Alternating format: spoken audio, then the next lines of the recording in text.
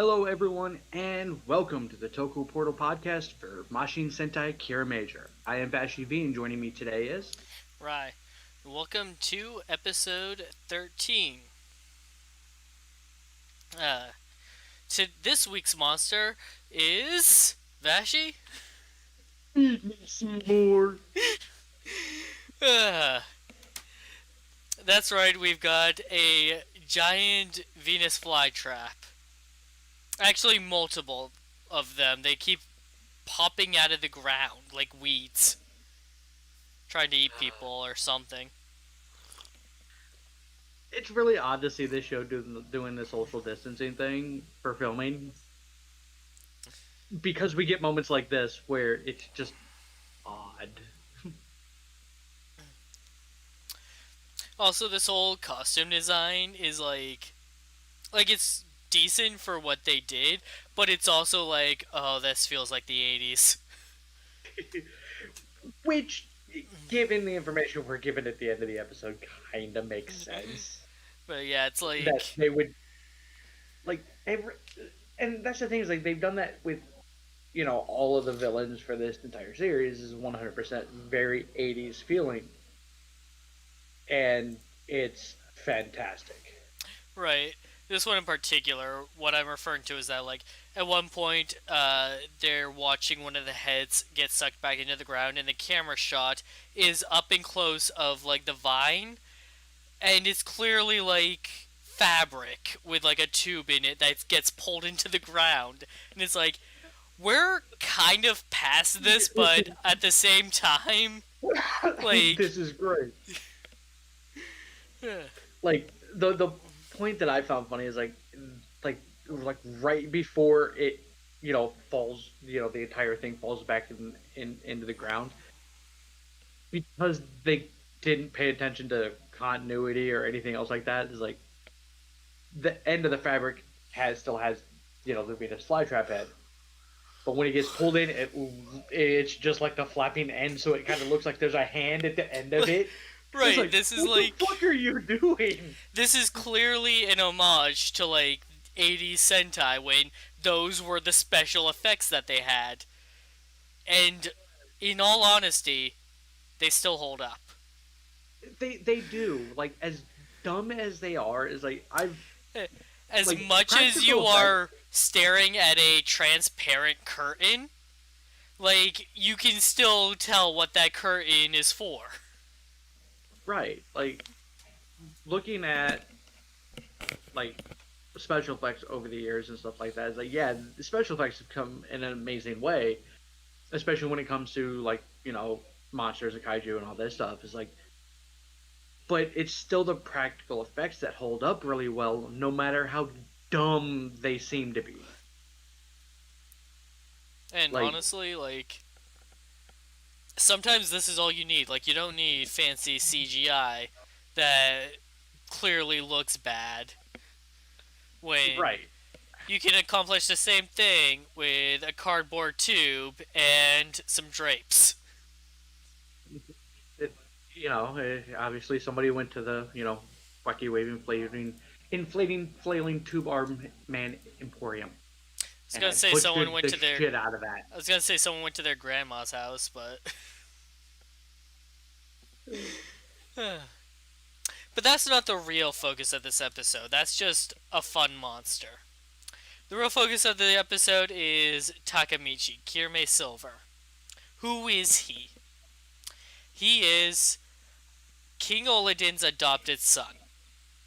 My speculation about King Oladin's human wife was incorrect. And I'm slightly disappointed on that. I mean, I'm okay with the one with the explanation we're given in the episodes, like, but I kind of like the idea of him, Zeusing it up for a little bit. So, the story goes that King Oladin was friends with Takamichi's father, and that's how the two of them ended up meeting. When Takamichi was 17, he and Oladin went on a treasure hunting expedition, looking for stones on Earth.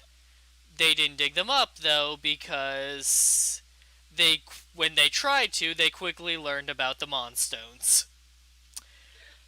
Like, and that's a good explanation for what happened last week too, um, because they can't tell what they are. Yeah, you can't tell if they're benign or mal- Akira Maystone or a Monstone. malevolent. That's It's the just word. yeah, yeah. So it's just, hey, here's a stone with an extraordinary power source, or it's giving off an extraordinary energy reading, or What's it however. gonna be? Dig, dig, dig. So, Oh no, it's a Monstone, and now it's possessing me. are you sure you're not reading the plot for Indiana Jones? No. Because that would fit in Indiana Jones. I mean, we've got crystals, we've got aliens. What more do you need? God, that was such a terrible one too. And it's the one we. That's the one that ends up getting referenced. The shitty ass one with Shia LaBeouf.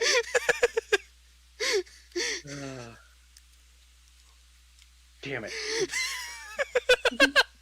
You were so upset about that, but you're the one that brought it up.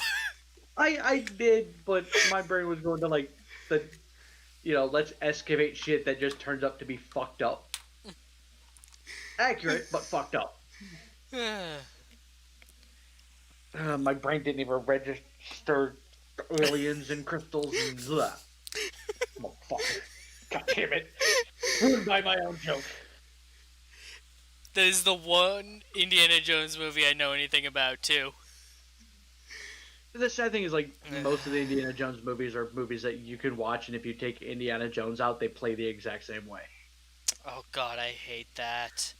Oh Like, he is, like, non-integral to 90% of the plot. god, that is crazy that there are so many movies where that is the exact thing that keeps happening.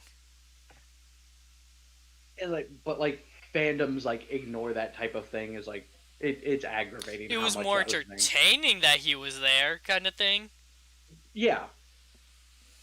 It was, let's distract you from, the fact that this would all have played out the same way if he was not there. I hate that Big Bang Theory. The Big Bang Theory pointed that out. Anyways, back to Kiramager. Back to Kiramager. The reason King Olin was looking for stones on Earth was because there was one particularly powerful one that landed there. While treasure hunting with Takamichi, they dig up one stone that turns out to be a Monstone, and it possesses Takamichi, as they want to do. In order to save his life, King Olidin brings him back to Crystalia to... Well, he can't extract it, so he just kind of makes it dormant. So the only current adverse effect is that Takamichi hasn't really aged in 30 years.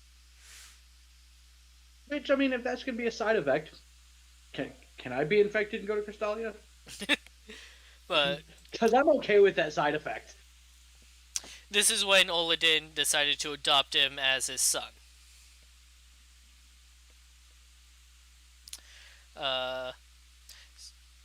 So now Takamichi has he was a big brother to Mabushina. He made her smile a lot and was very good to her until like right before the invasion happened, and then he took the treasure hunting book that they wrote of like all the locations for the stones Olidin had been recording. Sorry, there's an ant on my desk. Fuck. But, like, that's something I'll get into that I want to get into a little later in the episode because there are things that make that entire change very, very suspect. And so all of a sudden he became obsessed with treasure hunting, so he takes his book and flees to Earth to go dig up treasure. And so he's basically become a completely different person, which is why Mabushina is upset with him. Now, Murio, the director of Carrot, he was That's acting his all. name. Yes, we finally figured it out. I It only took saw someone. that. That's exactly It what I read. I was like, only damn it. it only took someone referring to him by that name instead of Haka Timinani to whatever. Yeah. Murio was all serious last week, and we find out why. Because he's been building a machine for Takamichi. And so that was something from the preview that I was looking forward to seeing this episode. Like just like the quote unquote heated stare off that they previewed. And it was no, not heated. No. Just you done yet? I kind of need that. Come on. Give me 15 more minutes, or maybe 2 hours. You have 30 minutes. It's 30 minutes. Later. Uh,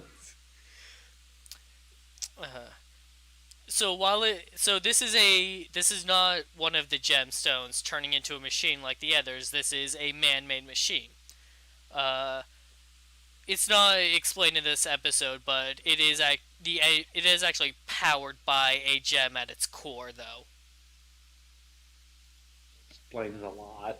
And like because we talked a little bit about it. It's like as much as I'm tired of like secret organizations, running things, making giant mechs and all that, which is a trope through, various Sentai and Rider.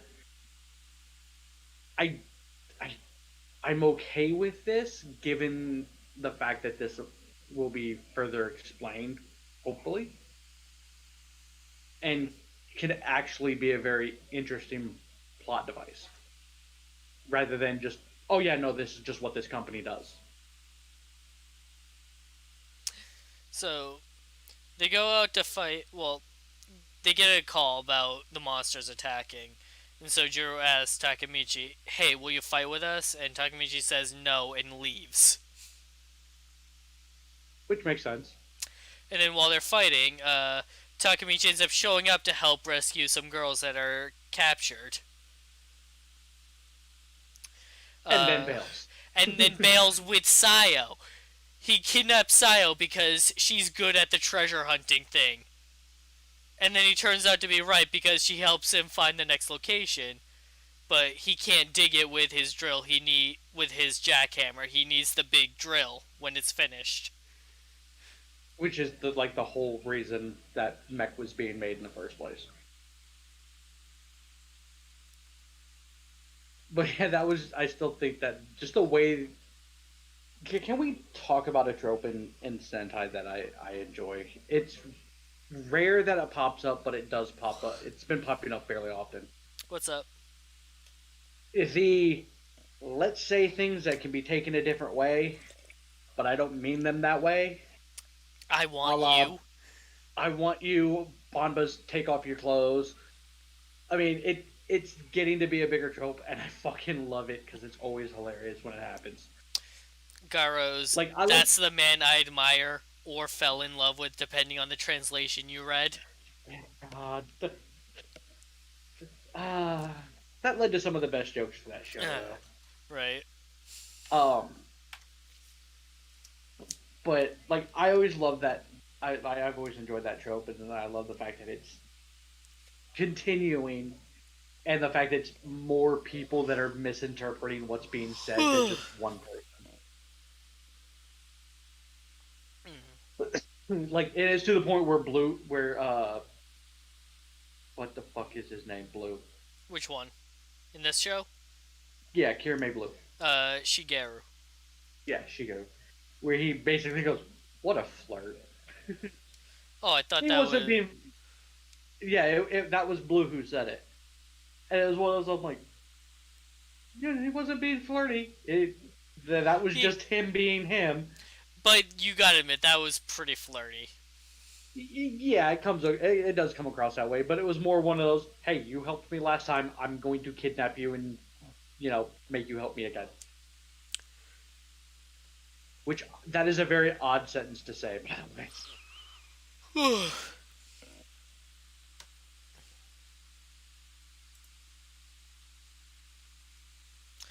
Uh, so later on in the episode, they notice that the plants are coming sprouting out of the ground, and so they get the idea of like, well, let's uproot them. But then when they try to pull on one, it gets sucked back in, and so they figure like, all right, well, we're gonna need to dig under the ground to find out where they're coming from. Oh well, good thing we have an excavator. And then Murio calls up Takamichi and like, all right, I got your super mecha ready. It can plunge 100 meters underground in only a minute. And everyone just starts staring at him like, and he's like, no. He's like, no, I have other shit to do. Uh, like the way they play Takamichi in like the start of his story is very normal and standard for a sixth, but they're doing it in a point where it's unique enough that it's like, yeah, this is actually kind of working really well. Because they usually play off the six members kind of an asshole who only wants to help on his terms or whatnot is usually how a lot of them start. Because there's usually that friction with the team, and that's pretty much what this is designed to be, is that friction. And it just plays really well this with Takamichi.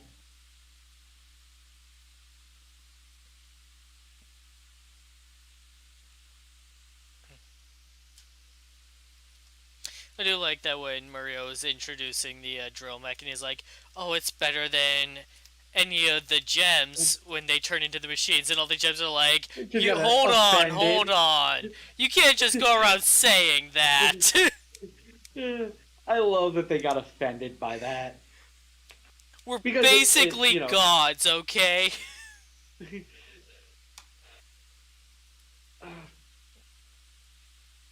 They're gods that Juru gave form to. So, Juro approaches Takamichi and calls him a liar, saying like, "Hey, you say you only care about treasure, but weren't you happy to help those people when you saved them?" Because you sparkled when they smiled. "Tell me what it is you're looking for. I want to help you." And then Takamichi goes, "No." Which again, standard sixth. Yeah, they don't help at first, but Takamichi's feels like, dude, what's your problem? Like, I think it. I think that stems more from what we learn later in the fight,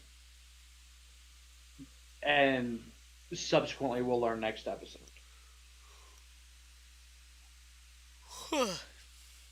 Right. Because it's that I think he got help before, and that turned out to be very bad help. Right.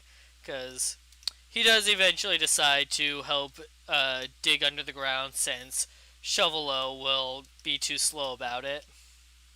And Murio gave him a bit of a pep talk. So they go and fight the monster underground, and Garza decides to join in the fray. Almost forgot he had a mech. Now, this is normally when we'd get our sixth mech's introductory fight, but we don't.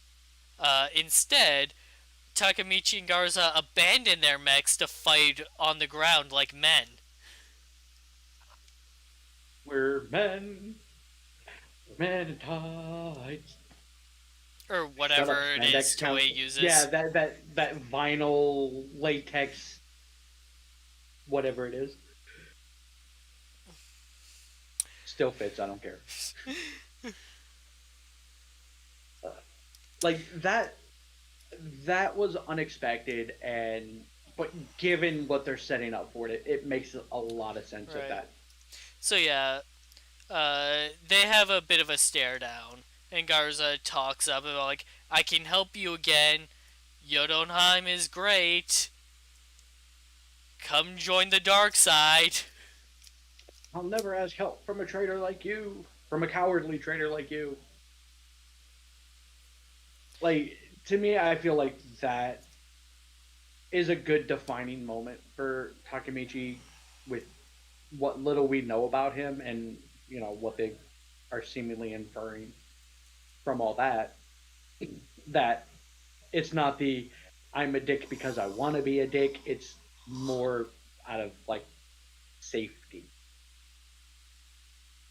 and precaution. And then obviously the whole reason he's got to go find that crap in the first place. Right. Ugh. But it was odd not to get the full mech introduction for uh, Drajan. I like that they're pacing themselves. Like, all right, here's the mech's machine form, and then you'll get the combat form like later. Like, and they're doing it very well because usually it's here's six. Oh, and here's his mech, and here's his combat form, all in one episode. Is that's the typical method? Because usually that episode is six shows up, one man's the monster, and then one man's the giant monster. So the fact that they're pacing it out is it's different and very very well done. There's just one thing upsetting me about this whole situation. It is the three auxiliary mechs. Shovelo's like imaginary Sentai team. Because like, okay, so they were dug up premature, which is why Yeah, they only have partial sentience and are more akin to animals. But they hold little relevancy right now with everything else going on. And I know that the auxiliary mechs usually aren't important, but considering how heavy this show leans into its history about the gems and whatnot, having those three just exist and not serve any real role kind of bothers me. that is a little disappointing, especially with the little glimmer that we have in the preview for the next episode. Um, the fact that this is something that could have set up a a wonderful story arc to give more history, more backstory on both Crystalia and Earth and why they both have or why Earth has gems and all of this whole thing. And it got relegated to one or two episodes and then vanished from the storyline. Like it's one of those points where you feel kind of jaded and shafted that we weren't given what that could have been. Now the payoff is Silver, who, while still disappointed that he is Silver, is a nice distraction from all that. I mean, this is also a show that gave us something fantastic and then did it twice, and then it just vanished. And that's when someone decides they want to be a pirate, Right. which happened twice because Juru and Senna did it, and then it just hasn't happened again. Well, they tried it once again, and then he negated that because he learned Jamental. Speaking of King Express, that is one of Crystalia's four guardians, Grand Guardians. Kiramager, King Express, and uh, what's this one called? Dregon or Dregan? Drajan. Drajan? Yeah. Well, Uh, it's spelled Drajin in this translation. yeah. We'll see if that holds up. You know how they be. Yeah, we know how they Um, be. so How drill. many times did Ur's name change? I don't even want to think about it. Um, but yeah, drill mech is the third one. Not Well, the core necessarily is the right, one. the core specifically because it powers whatever body you give it. So there's one more that is yet to be revealed, and it's probably whatever the superpower crystal King Olodin was looking for in the first place. Which, Right, which will probably be the mid-season. It will be like the mid-season. Let's get new mechs, and or the you know Ultra Zord. and that could be what Takamichi is looking for, but we just don't know what he's looking for. So since we're at the point, I I feel like they alluded enough that him being possessed by the Moonstone is at the Monstone is not a good thing, Right, and that there's King like Ulladin didn't get rid of it, he but he made it he dormant, just but its right. effects aren't completely gone because Takamichi isn't aging. So, given what little bit we're given this episode from the interaction between him and Garuza, I have a feeling that Garuza led him to try to fix the problem, and it obviously did not. It was probably just one of those. Here's a plan to get you out of the way, so Right, that I can continue my plan with Jotunheim. So that would be the animosity there of I'm not gonna take your help ever again. right. It could be like a Takamichi wasn't there when the invasion happened, so he couldn't do anything to help stop it Right. because he listened to and Garza. and I feel like him having the Monstone in him, dormant or not, gave him at least enough power that he would have been at least a hindrance. May not have been a threat, but he may have been a hindrance. So I think Garuza is the one who planted in his head that he needs to go find whatever he's looking for to get rid of the Monstone, which is still probably right. Like I have a feeling that's what he's looking. Because to me that makes the most sense. Would be to get something to get rid of the Monstone without killing him in the process.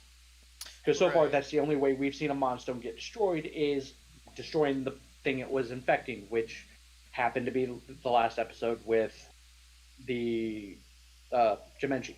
meteor guy. Yeah, So it could literally just be a you need to get rid of this or you're going to die. And the longer you wait, the less dormant it may be. Which, if that's the case, fantastic. And that's I think the best way to go about that. And it makes the most to me it makes the most sense. Like it would also explain why he's less open to the idea of getting help from Juru and the others is because he got screwed over the last time by Garuza. And basically, he got screwed over by a family member. Why do I want a stranger to help me? So, it feeds his personality of, no, I'm going to go do this on my own. Bye. It fits that narrative. And I'm hoping that that's the case. But then again, this is very much an 80s Sentai, so who the fuck knows? right. Uh, so Who knows? We can find out at the end of the series that King Olodin turned him into a robot, and it would still fit because fucking 80s Sentai. uh, so we get the big reveal at the end of the episode. Murio and Takamichi's true relationship. Takamichi is Murio's older brother. Like that, the way they prefaced that through the stare off and all that in the previous episode was enough to make you a little questionable on what happened in the past with them because it just seemed like Mario was just very pissed off. And it's just no, he wasn't pissed off. He was just on a time crunch, and he thought he had more time. Like I feel that took that added a little bit of weight to the reveal of all of that. But it was funny. For me, it's I was watching it, and my brain went, "Oh well, then yeah, that's just his dad." my brain didn't register that time that how much time could have passed between Oliden taking Takemichi and now, because my brain didn't want to accept, didn't, you know, wasn't open to the possibility that, hey, it'd been 30 years, because, the guy doesn't look like he's 30. He doesn't look much older than when he got kidnapped. So my brain went, that's his dad. Right. And then it goes through. It's like, nope, older brother. I'm like, huh. I didn't think Wait, they were related at all. Like, I thought maybe it was his uncle last week when I thought that King Olodin had a human mistress, but once that got disproven, I didn't think they were related at all. like, for me, it's like, at no point did I think, did I not think that they were related. It was just, I was wrong on which relation it was. It wasn't until they were on the phone talking him back and forth, and he's like, how dare you call him Murai? And he goes, he's my kohai. Murray. Yeah, Murray. And Takemichi just went, no, he's my kohai. Hmm. And I'm like, oh, no longer his dad. Gotta be his brother. And it's exactly where my brain went with it. So it's like, for me, that reveal, that quote unquote twist reveal, fell a little flatter than it would have for you, who had an entirely different idea of that. The amount of people in the show that are related. All three of them. 4. Mm-hmm. In some manner of speaking. 5 if King Olodin is still alive.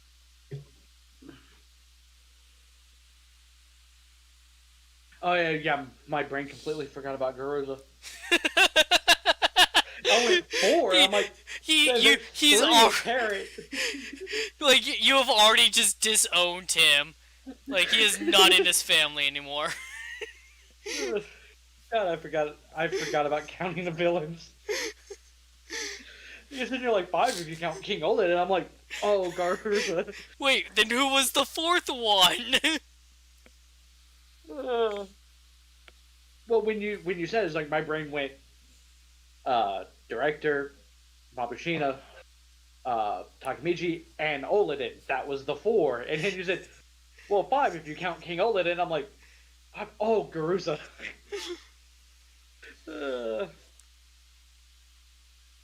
And for a series that very recently has been harping on the fact that Garuza is related to them, the fact I forgot that is kind of a shame. Alright, so go ahead. I was about to wrap up. If you have anything else to say, go for it. It was just more on the fact that, like, this has been very much for the last 12 episodes a very, very parody series. So to have episode 13, which still follows in the same type of trophy, let's parody a Sentai. If you were to watch this episode with no context beyond the fact of this is Sentai, this isn't a bad episode. Like, it doesn't come across as parody. This comes along as just standard Sentai. The only reason why it comes across parody to me, myself, is because I know the preface of the show. So I see the points where it's like, this is funny. And let's not take this entirely too seriously. Like, but you could take this entire episode seriously and it would play fine. Where if you tried to take other episodes seriously, you're just sitting going, what am I watching? Like the episode where they changed locations 4 times without any explanation whatsoever. Every episode? Yeah, pretty much. That was the worst was last episode. That was the worst it was. Fighting in the middle of a city to a fucking quarry with no explanation. Now there are heavy machinery. Now there are not. Which, because his splits and his ground thingy made them disappear. What happens when you Van Damme too hard? Thanks for joining us today, everybody. We'll be back tomorrow for more Kamen Rider Zero One, and possibly later this week for Beast Morphers. So thanks for joining. We'll see you next time. Thank you all for joining us. Keep your